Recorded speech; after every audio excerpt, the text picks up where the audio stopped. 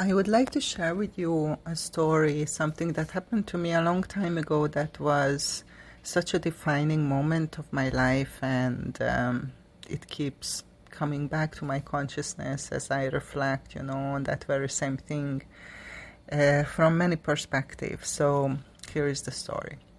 I must have been 14 or 15 years old when I woke up one day from a very vivid dreams. The ones that feel so real that you feel like it really happened and it wasn't just a dream. In my dream, I was at home in my room, sitting on the floor with a circle of friends, mostly some classmates from that time, from the school I went to. And I felt I want to say something very important, but I couldn't speak in the dream. The sounds didn't come out from my mouth. I remember I felt like my mouth was full of something like cotton wool or something that prevented me from speaking. And then suddenly a voice came through and I said it out loudly and clearly. The whole world is a mirror for the soul to recognize itself. I remember in the dream I felt surprised and confused because I didn't intend to say this, but at the same time it felt so powerful and true. In retrospect, my whole life journey feels like understanding this very one sentence on a deeper and deeper level. It started with a realization when I was around 18 that things aren't just happening in random, that things happen to me, have a common denominator, and that is me. So probably I have something to do with it. This led me on a path of healing and self-discovery where I experienced that all trauma, challenge, and limitation also contains the gift of healing, transcendence, and freedom. For example, the difficult things I experienced and went through that left a scar on me in some way, they also brought me many gifts like strength, patience, perseverance, love, compassion, understanding, and wisdom, just to name a few. So it's like the yin and yang, Every challenge has a gift and every gift comes with a challenge. And what changes is your perspective, your personal point of view, how you are looking at it right now. So instead of asking, why is this happening to me again, I started asking, what can I learn from this experience? What are the unseen gifts of this challenging situation? When you turn your attention this way, you start to notice things you haven't seen before. You start to see the patterns and the bigger picture. And it's true what they say, that once you become aware of the pattern, you can step out of it. In other words, awareness equals choice. If you are aware that you have the pattern, that you have a certain behavior, like the tendency to run out of toilet paper, you can choose to buy more and stack up, or set a reminder to buy some before you run out. But if you are not aware of this pattern, you will simply repeat it unconsciously and think, I can't believe that I ran out of toilet paper again. Why is this happening to me? The unseen gift of a challenging situation is the awareness of the unconscious beliefs and patterns that we all have. Our unconscious patterns and beliefs determine our behavior and our life 90% of the time. And why is that? It's because 90% of your mind is unconscious. And when something is unconscious, meaning you don't know about it, you don't even know that you have a problem, you cannot change it. You will just repeat it. This is why we keep ending up in the same situation, maybe in a different circumstances, over and over again. Every problem has a solution. But if you are not aware what the real problem is, because it is unconscious, you won't be able to resolve it. I know this from my personal experience.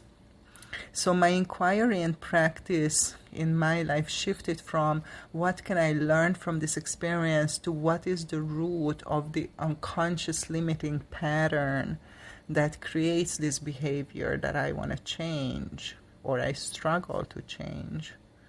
Now, this is a very precise and good question that acts like a surgical tool itself, bringing your focus on what really matters. Now you are going deep and you are diving deep to the root of the problem. Of course, the answers to most of your questions are, guess where? In your unconscious.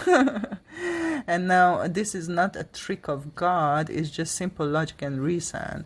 You remember I said the challenge has a gift in it, so the challenge is, in this case, to identify, to find, to become aware of the limiting unconscious pattern. And in order to do so, you have to go into your unconscious, which is hard and challenging. But at the same time, the answers you are looking for, the keys of your freedom, if you like, your liberation, are also there in the unconscious. So recently I became aware of an ancestral family pattern that affected my life without me even knowing it for such a long time. I was always a very artistic person, even as a child, and these gifts stayed with me and got refined during the years and by practicing. I do a lot of painting, writing. I even published my first book a couple of years ago. And but my livelihood, my work, my job, if you like, it comes from my therapy practice of more than 20 years, where I support others to navigate deep transformational processes. And art was like a hobby to me, and I never considered myself an artist, even though even my website says avatarhealingarts.com, which is funny. It was not until the last 2 years that I started to think about myself as an artist and entertain the idea that art can be a source of income as well for me. And before, I never considered this possibility. So anyways, as I was reflecting on this, I realized that I consider myself a talented artist in many ways, and I believe you can make your art work, your work, and your source of income. In fact, that would be the best possible option for the artistic people, right? And I personally know a good few artists who are very successful and abundant in their work, and they are inspiring examples. So I was wondering, like, what holds me back, why I don't even try. Like, I never even tried to make this, to sell my art or to, get some kind of income from my art. It was always like, this is my hobby and the therapy practice is my work, right? So this question of what holds me back, why I don't even try, this was a new question that I never asked before, and the answer came in a very unexpected way.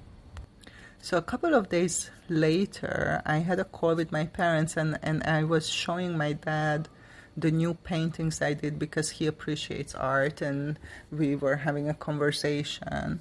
And then my dad said to me that, you're really talented, you're so gifted, so talented, your paintings are amazing, but you're gonna be like Van Gogh, who never made any money from his art. Only after he died he became famous and his work valued. And when I asked my dad why he thinks like that, he said, because you are not that kind of person, that's it. In fact, he was like very defensive about it. And in that moment, I was just watching and I felt that the universe is sending me a message, that I was getting my reply to my earlier question, that why I don't even try to sell my art and make it a profession instead of a hobby. And the answer was, because you can't make money from art. And this was a hidden pattern, a hidden limiting belief, an unconscious limiting belief, an ancestral limiting belief that is not my personal belief, that is comes from, well, it comes from my family, and it was given from one generation to the next, and I inherited it, so to say. But I don't really believe in this. But it was hidden. This was a hidden belief, an unconscious pattern that I was not aware of until this moment. And this is the family law in my family. That is, the verdict in my family, that you can't make money from art. And what happens is that unconsciously you have this unconscious loyalty to the family law, to the family patterns, because those patterns are passed down, because these were the patterns that helped the family to survive. So these are survival patterns, and so there is a very strong unconscious loyalty to these patterns, and that we are not aware of, and then we keep repeating, behavior, and then you don't understand why you are acting in a certain way. But for the family, this was a question of survival, and this work, it's some time in the past, so it was passed down to you. But remember what I said earlier, once you see the pattern, you can step out of it. And what this means in my case is that to see this old pattern, that it comes from my family and help my ancestors to survive, but it's kind of lost its relevance because life changed. My life is completely different. My environment is completely different than where my ancestors live, and I can choose to let go of this pattern. I can release it from duty, so to say, this behavior, and act upon and choose what is my desire, what is in my best interest in this moment now, what is in alignment with me, what is my free choice, and not just a repetition of an unconscious pattern. So then the next question becomes how do you translate this insight or this new wisdom into practical steps? And I think it depends on every situation is individual, and it's always up to you to decide how to do that. But it is essential that you put this into practice, that you embody this new insight in your behavior, in your everyday life. And for me, this means taking certain steps to create avenues to share my art with the world and to receive an equal exchange in return. And I promise you will hear about this more in the future. But back, let's circle back to the original theme, and let's recap here to the highlights of what I wanted to share. So number one is that most of our suffering comes from repeating unconscious limiting patterns. A lot of them, this comes from the family and ancestors. Number two is that to ease suffering and to create lasting positive change, we need to clear our unconscious from these limiting patterns, because these define most of our behaviors. And number three, that this work is a challenge because it's hard to see these things or identify these things because they are unconscious and they are like blind spots, right? So there are many ways to make the unconscious conscious, starting from psychotherapy, meditation, experiencing in altered states of consciousness, spiritual initiations, and so on. And a lot of these paths require dedication, commitment, and quite a bit of sacrifice that I feel many people are not ready to give right now. But it's not even necessary at the beginning. You can take the first steps without, this deeper commitment. Because the best way to see your unconscious beliefs is to look at the relationships that you have with the people around you, because they're going to reflect it back to you like mirrors. Like my dad reflecting this unconscious belief to me that you can't make money from art. But if I just look at my relationship with art, art in this case being that mirror instead of my dad, I can see that I always consider it as a hobby and not something to do for money or livelihood or seriously. So I could have arrived to the same realization this self-reflective way, and this is true, but it would have taken me longer, and also not everybody has capacity to do this kind of reflective work.